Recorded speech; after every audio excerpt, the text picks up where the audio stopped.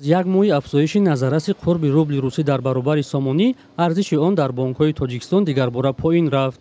доллари амрикоӣ ки арзишаш ба таври назарас коҳиш ёфт, таи 2 рӯзи ахир боз ба қурби пештараш бармегардад. ин дигаргуниро пеш аз ҳама сокиноне ки наздиконашон дар муҳоҷиратанд эҳсос кардаанд.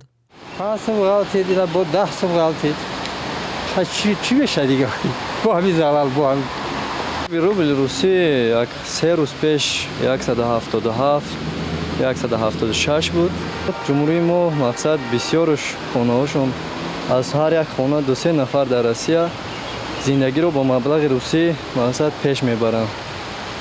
вақте арзон шавад дар бозор қимат ифаҳмояд ки чӣ гуна таъсир мерасонад.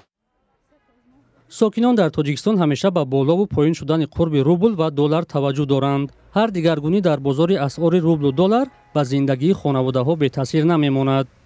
пас шудай акун намедонам ки ин халқ чӣ кор мекарда бошад. баъди ҳамлаи Русия ба Украина ва таҳримҳои кишварҳои ғарбӣ алайҳи Москав дар бозори асъор пайваста тағйирот ба миён меояд.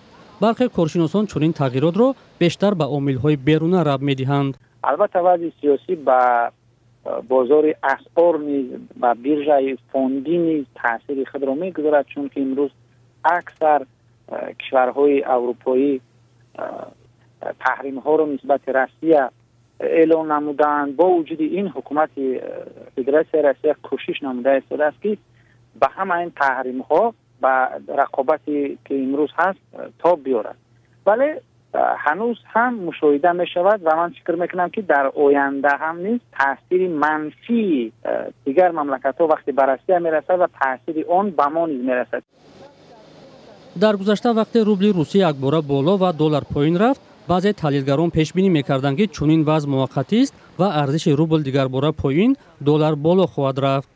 намояндагони бонкҳо намехоҳанд ин мавзӯъро расман шарҳ диҳанд, вале дар суҳбатҳои бидуни сабт онҳо низ тағйиротро ба ҷанги Русия бо Украина рабт доданд.